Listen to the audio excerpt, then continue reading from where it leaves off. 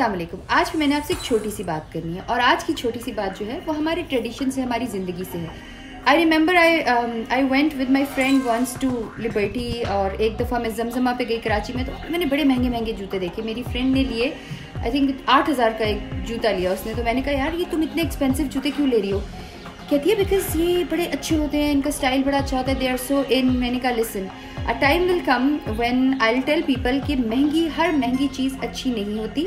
हमें किफ़ायत शुआरी से काम लेना चाहिए और खूबसूरत लगने के लिए, खूबसूरत दिखने के लिए महंगा दिखना बिल्कुल भी कोई शर्त नहीं है। तो मेरा मकसद ये है कि मैं इन सब लोगों तक एक अच्छी बात पहुँचाऊँ। मैं अनारकली गई। अनारकली में अगर आपको पता है कि किंग एडवर्ड मेडिकल कॉलेज है, तो मेरी फ्रेंड पढ़ रही है, तो she took me to Anarkali Bano Bazaar. वहाँ पे मैंने जूते देखे और जब मैंने वो जूते देखे तो आई रिमेंबर कि जो मेरी दोस्तें हैं, फ्रेंड्स हैं मेरी, वो 12,000 10,000 के जूते लेती है और वहाँ पे 300 400 600 रुपये के जूते थे।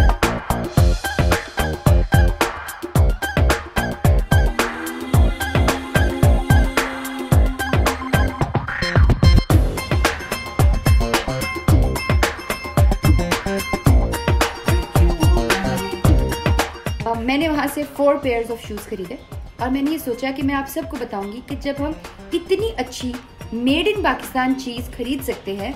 और वहाँ पर एक अंकल की दुकान थी, मैं उनकी I couldn't take his picture because मैं अबाया में थी वहाँ पर, और उन अंकल ने वो उनके घर में जूतियाँ, उनकी फैमिली, उनके बच्चे बेटियाँ बच्चे जो हैं वो मिल के बनाते थे, कढ़ाई करते हैं और वो जूते बेचते हैं।